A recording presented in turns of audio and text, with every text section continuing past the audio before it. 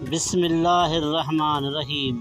السلام علیکم دوستو، آج میں آپ کو ایک ایسی ہستی کا بیان کرنے جا رہا ہوں جس کے قدموں میں رب تعالیٰ نے جنت رکھی ہے، اور وہ ہستی ہے ماں۔ جی تو دوستو، اسی سے پہلے بندہ کی التجا اللہ سے اور جواب باری تعالیٰ۔ یا رب تجھ کو کس طرح پاؤں گا، جا ماں کی ممتا میں سما جا، رب خود مل جائے گا۔ یا رب کیا مجھے جنت کا مزہ چکھائے گا، جا ماں کے قدموں کو چوم لے، جنت کا مزہ مل جائے گا۔ یا رب ہوں نیند سے بیزار، سکون کہاں پاؤں گا، جا ماں کی آغوش میں سو جا، سکون ہی سکون پائے گا۔ یا رب ہوں بیمار، کیا تو شفا عطا کر دے گا، جا ماں کے ہاتھوں سے کھا، تو شفا پائے گا۔ یا رب ہوں غم زدہ، کیا تو غم سے آزاد کر دے گا، جا ماں کے ماتھے کو چوم، تو غم سے نجات پائے گا۔ یا رب ٹھوکریں کھا کر گرتا ہوں، کون سنبھالے گا، جا ماں کو دیکھ کر گھر سے نکل، ہر ٹھوکر سے بچ جائے گا۔ یا رب کیا تو مجھے ہر دشمن سے بچائے گا، جا ماں سے دعا کرا، ہر دشمن خود مٹ جائے گا۔ یا رب ہوں گناہ گار، تو کیا بخشش کا سامان کر دے گا، جا ماں کی خدمت کر، خود جنت میں گھر مل جائے گا۔ الجنت تحت الاقدام امہاتکم، جنت تمہاری ماں کے قدموں کے نیچے ہے۔ جی تو دوستو میرے پیارے ناظرین، ماں ایک ایسی عظیم مرتبہ شخصیت ہے کہ اللہ تعالیٰ کی عظیم نعمت جنت بھی ماں کے قدموں کے نیچے ہے۔ واہ قربان اللہ کی ذات پر، جس نے ماں کو اتنا عظیم مرتبہ دیا کہ اپنی جنت بنا کر ماں کے قدموں میں رکھ دی۔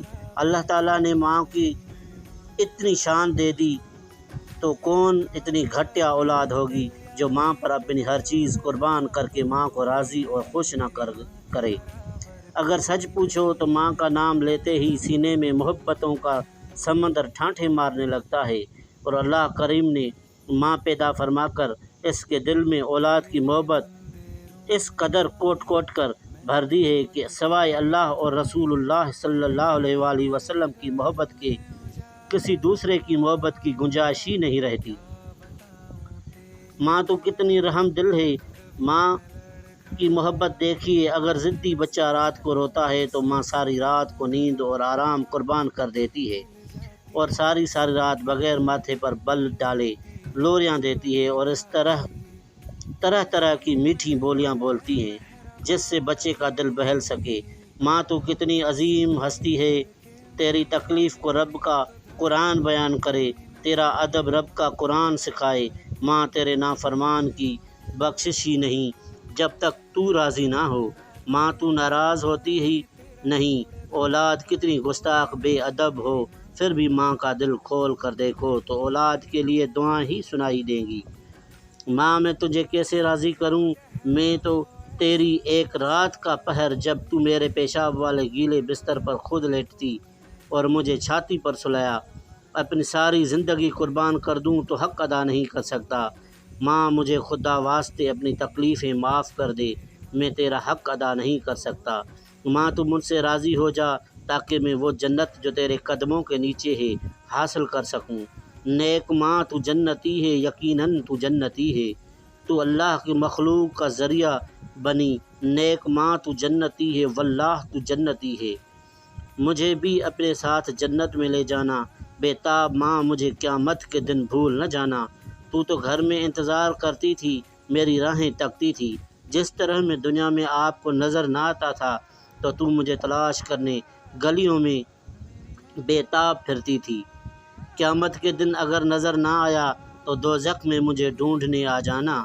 تیرے آنے سے رب کی دوزخ گلزار بن جائے گی، کیونکہ اللہ کے رسول کا فرمان ہے، الجنت تحت اقدام امہاتکم، اور یہ فرمان سچا ہے۔ الحمدللہ رب العالمین، یہ فرمان بے شک سچا ہے۔ سنا ہے ماں کا دامن پیار کا سرمایہ ہوتا ہے، سنا ہے ماں کا سایہ برکتوں کا سایہ ہوتا ہے، سنا ہے ماں کے ہونٹوں سے دعا جب بھی نکلتی ہے، مصیبت مسکراتی ہے، محبت آنکھ ملتی ہے۔ سروں پر ماں کا سایہ ہو تو پھر آفت آ نہیں سکتی، محبت کے اجالوں میں شب ظلمت نہیں آتی۔ اگر یہ سچ ہے تو کیوں مجھ سے آنکھیں پھیر لیں اے ماں، کون سی محفل تیری چاہت کی خوشبو نے گھیر لی ہے اے ماں۔ ماں تیری گود کتنی عظیم ہے، تیرے گود سے ہدایت کے چشمے پھوٹتے ہیں، تیری گود سے ہدایت کی راہ ملتی ہے۔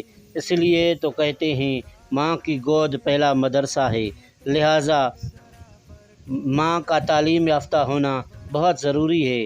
پڑھی لکھی ماں اولاد کو بھی پڑھا لکھا دیکھنا چاہتی ہے۔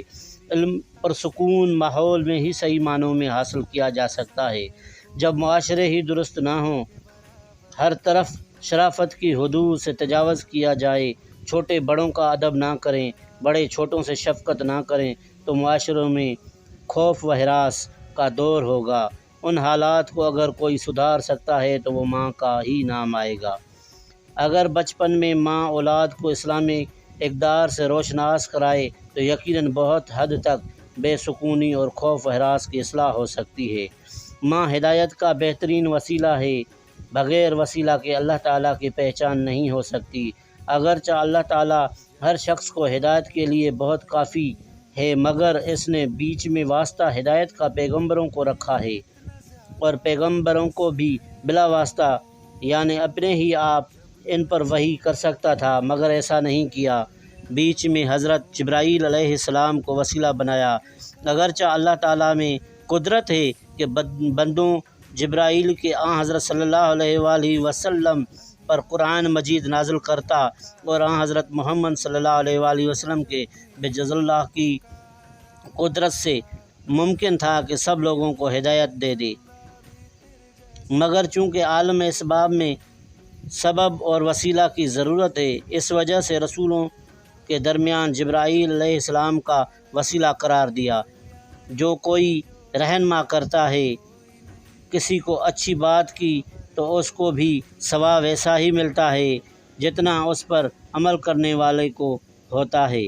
اللہ تعالیٰ قرآن مجید میں فرماتا ہے کہ تم بہترین امت ہو اس لیے کہ اچھی بات کی تلقین کرتے ہو اور بری بات سے منع کرتے ہو۔ جی تو دوستو، اگر آپ کو ماں کی عظمت کا بیان اچھا لگا تو سبسکرائب اور لائک کریں تاکہ حوصلہ افزائی ہو سکے۔ اللہ آپ کا حامی و ناصر ہو۔